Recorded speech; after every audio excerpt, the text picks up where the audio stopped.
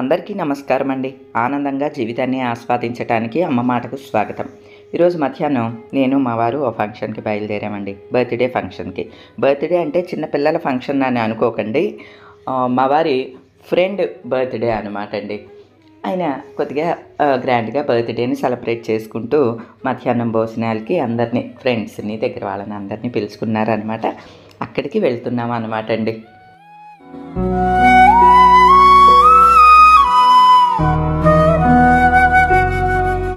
మొన్న మా మరిది గారి ఆఫీసు అక్కడికి వెళ్ళి కలిసాము అని నేను వీడియో పెట్టినప్పుడు మీరందరూ కూడా బాబాయ్ ఆఫీస్ చాలా బాగుంది అని పెట్టారు. అలానే ప్రేమకి రకరకాల విషెస్ అందించారు. అందరికీ చాలా చాలా థ్యాంక్స్ అండి. అలానే ఒకళ్ళిద్దరు మీరు పలానా పార్టీ వాళ్ళ అంటూ కూడా పెట్టారు. లేదండి, మా మరిది గారు జర్నలిస్టు. స్వతహాగా ఆయన జర్నలిస్ట్ అనమాట. ఆయన డబల్ ఎంఏ చేశారు. పబ్లిక్ అడ్మినిస్ట్రేషన్స్ ఏమో ఆంధ్ర యూనివర్సిటీ నుంచి ఎంఏ చేశారు. అలానే ఎంజేఎంసి అంటే master of journalism and mass communications అదేమో నాగార్జున యూనివర్సిటీ నుంచి చేశారు. అసలు మొదట్లో తను ఈనాడులోనే వర్క్ చేస్తూ ఉండేవాడండి. ఆ తర్వాత సిటీ కేబుల్కి వచ్చాడు. ఆ తర్వాత సాక్షికి వెళ్ళాడు. మళ్ళీ సాక్షి నుంచి సిటీ కేబుల్ సీఈఓగా మళ్ళీ భీమవరమే రావటం జరిగింది. 21లో ఇక ఆ జాబ్ కూడా రిజైన్ చేసిన తర్వాత ఫ్రీలాన్స్గా అంటే ఇక తను ఉద్యోగం ఎక్కడ చేయటం ఇష్టం లేక ఫ్రీలాన్స్గానే చేస్తూ ఉన్నాడండి. ఎక్కడా జాయిన్ అవ్వలేదు. కాకపోతే తనకున్న అనుభవం రీత్యా రకరకాల సంస్థలు ఆహ్వానిస్తూ ఉంటాయి. తనకు నచ్చిన దాంట్లో తను వెళ్ళి జాయిన్ అవుతాడు. అది తన జాబ్ రీత్యా మాత్రమే అండి. పార్టీ పరంగా మేము ఎప్పుడు వర్క్ చెయ్యం. ఎందుకంటే మేము కానీ మా ఫ్యామిలీలో కానీ ఎవరం పాలిటిక్స్లో లేవండి.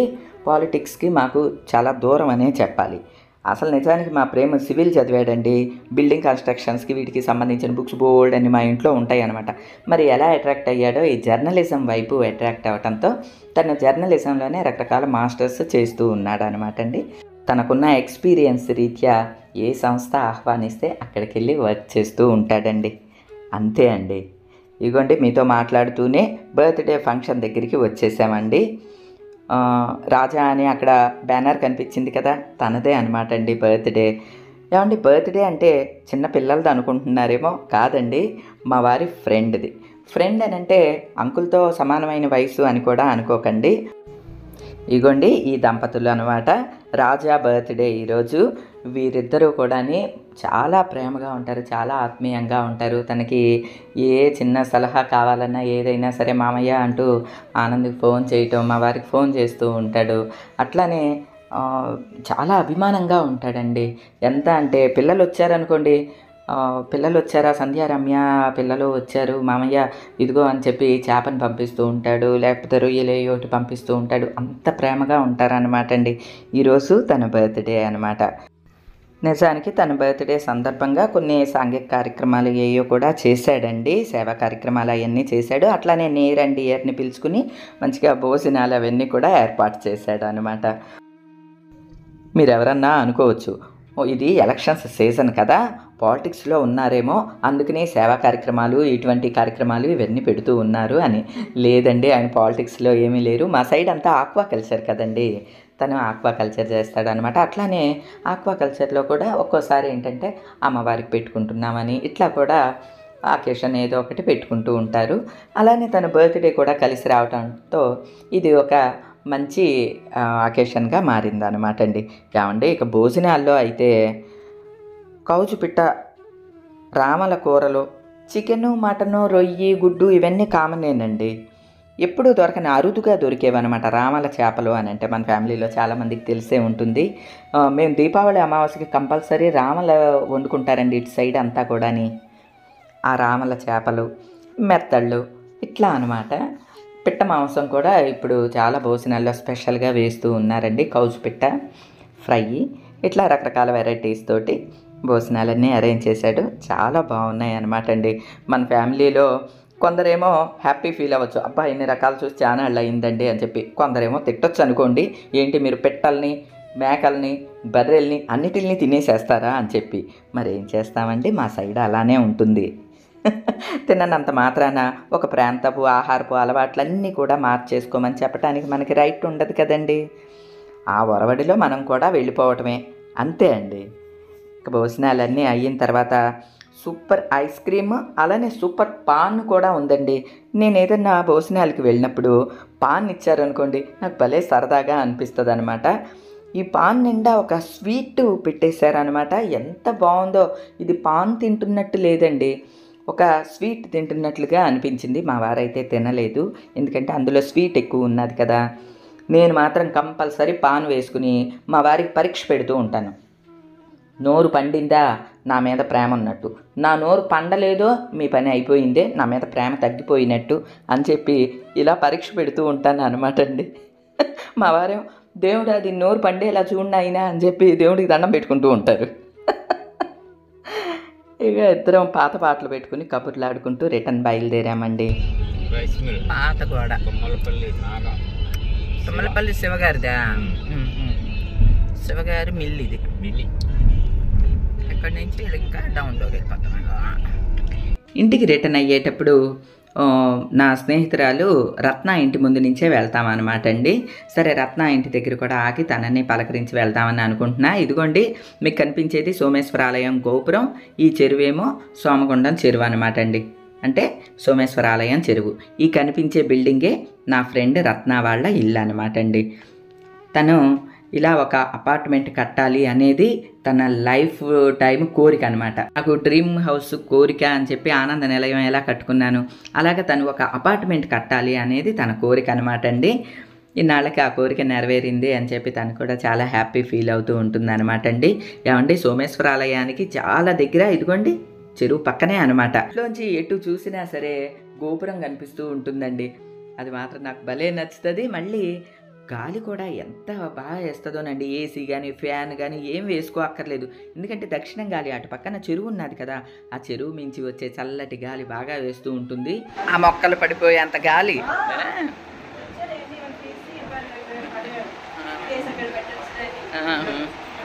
ఇప్పుడే పెట్టావా డమాల్మని పడిపోయింది అంత గాలి. అది శుభ్రంగా మట్టి అంత అయిపోయింది.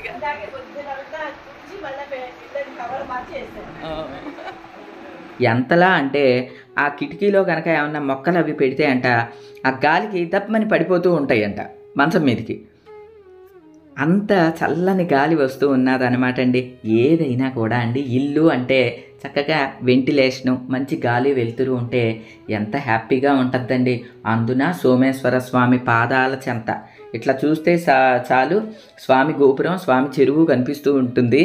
నాకు అందుకనే రత్న వాళ్ళ ఇల్లు అంటే చాలా ఇష్టం అనమాట అండి. ఇక మన ఆడవాళ్ళందరికీ ఇంట్రెస్టింగ్ టాపిక్ ఏముంటుందండి, శారీస్ అండి. వాళ్ళ చెల్లిగారు అబ్బాయిది మ్యారేజ్, పెళ్లి కోసం అని చెప్పి నేను కొన్ని శారీస్ తీసుకున్నాను అని చెప్పి చూపిస్తూ ఉందన్నమాట. రత్నకి నాకు స్నేహం ఎలా అని చెప్పి మీకు ఎవరికన్నా ఒక డౌట్ రావచ్చు. రత్న నేను ఇద్దరం కూడా మచిలీపట్నం అమ్మాయిలం, అంటే బందర్ అమ్మాయిలం, ఇక్కడ భీమవరం కోడళ్ళం అనమాట అండి. ఒకే ఏరియా కోడళ్ళం ఇద్దరం కూడా. మా వారు రత్న హస్బెండ్ ఇద్దరు కూడా ఫ్రెండ్స్ అనమాట అండి. మా వారు చిన్నప్పుడు అంతా కూడా భానుగారు వాళ్ళ ఇంట్లో చదువుకునే వాళ్ళంట వీళ్ళందరూ కూడా కూర్చుని. భానుగారు వాళ్ళ అమ్మగారు అయితే అత్తయ్య గారికి చాలా ప్రేమ అనమాట.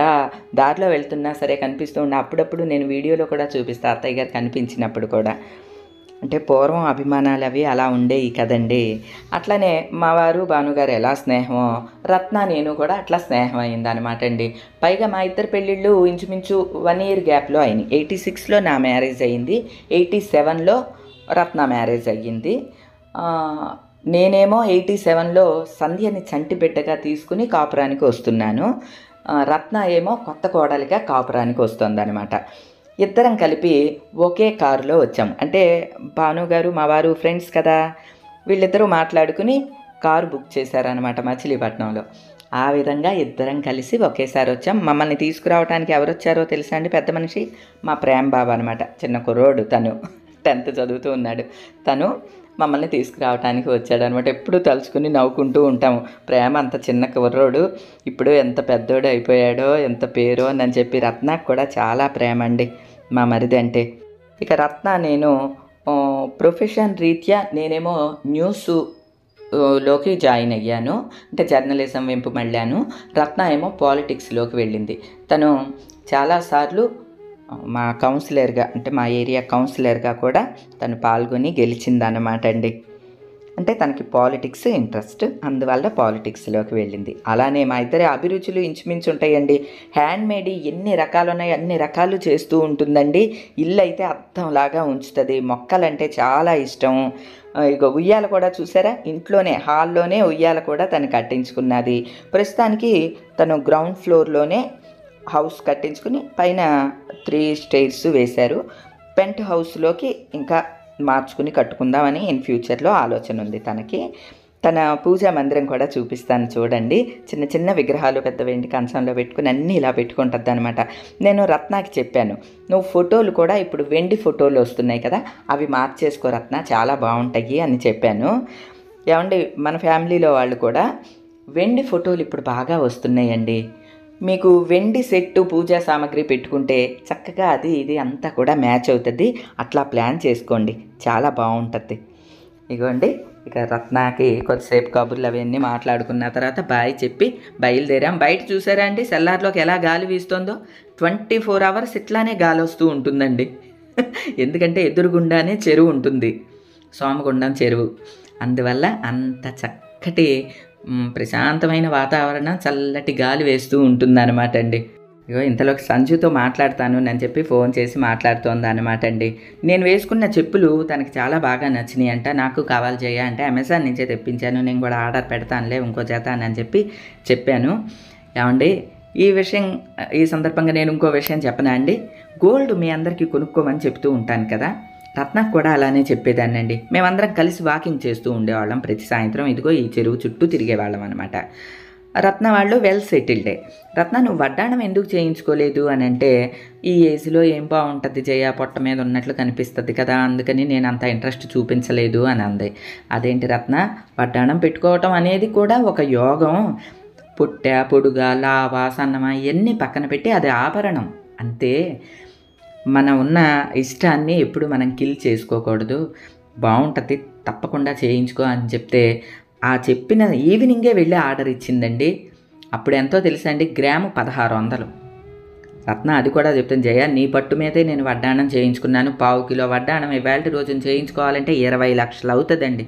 సాధారణంగా నేను లైట్ వెయిట్లో వస్తువులు చేయించుకోండమ్మా అని చెబుతూ ఉంటాను కదా మీకు, కానీ రత్నాకి మాత్రం 1/4 కిలో పెట్టి వడ్డాణం చేయించుకో రత్న అని చెప్పాను. అలానే కొందరికి అట్లా కూడా చెప్తూ ఉంటాను. ఎందుకు అనేది నేను మరో వీడియోలో వివరంగా చెప్తానులేండి. ఎవరన్నా అనుకోవచ్చు ఏంటంటే ఎప్పుడు గోల్డ్ గురించి చెప్తారు అని చెప్పి. సేవ్ చేసిన మనీతో గోల్డ్ కొనుక్కుని పక్కన పెట్టుకోండి, మన ముచ్చట తీరుతుంది. అట్లానే పిల్లలకి ఇచ్చిన వాళ్ళం అవుతాము, మన అవసరానికి ఆదుకుంటుంది. అందువల్ల నేను వివరంగా చెప్తూ ఉంటానండి. అలానే ఇప్పుడు నాకు చెప్పటానికి ఒక యూట్యూబ్ ఛానల్ ఉన్నదండి. పూర్వం ఇవి ఏమీ లేకుండా కూడా నా ఫ్రెండ్స్ సర్కిల్లో బంధువులకి మా వాళ్ళందరికీ చెప్తూనే ఉండేదాన్ని.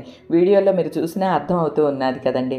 కానీ నీ వల్ల నేను గోల్డ్ కొనుక్కున్నాను, పలానా వస్తువు చేయించుకున్నాను జయ అని చెప్పినప్పుడు చాలా ఆనందంగా అనిపిస్తుందండి. బంగారం కొనుక్కుని ఒక వస్తువుని నేను వేసుకుంటే కొంత ఆనందం అండి, కానీ నా మాట ద్వారా ఎవరన్నా కొనుక్కునే ఆ ఆభరణాన్ని వేసుకుని సంతోషించారు అంటే పరమానందం అండి. అలానే ఏదన్నా చీర కూడా, మంచి చీర నేను కొనుక్కుని కట్టుకున్నాను అంటే కొంత ఆనందం అండి. పలానా చోట చీరలు చవకగా ఉన్నాయి, మంచి వెరైటీస్ ఉన్నాయి, ఇల్లు కొనుక్కోండి అమ్మా అంటే మీరు ఎవరన్నా వెళ్ళి కొనుక్కున్నారనుకోండి, అది పరమానందం అండి. ఏదైతే ఏంటండి, ఆనందంగా జీవితాన్ని ఆస్వాదించడానికి అన్నీ కావాలండి. దానికోసం మన ప్రయత్నాలన్నీ కొనసాగించాలి. సరే, మనకంటూ ఒక ఎయిమ్ అయితే ఉండాలండి. దాని గురించి మనం ప్రయత్నిస్తూ ఉండాలి. మీతో కబుర్లు చెప్తూ ఫంక్షన్కి వెళ్ళాను, వచ్చాను, రత్న వాళ్ళ ఇంటికి వెళ్ళాను. వచ్చేసరికి ఎండ అదిరిపోతుందండి. ఇదిగోండి నన్నారి కలుపుకొని తాగుతున్నాను అనమాట. ఈరోజుకైతే ఇదేనండి. మరో మంచి వీడియోతో మళ్ళీ కలుస్తా. అప్పటి వరకు ఉంటానండి.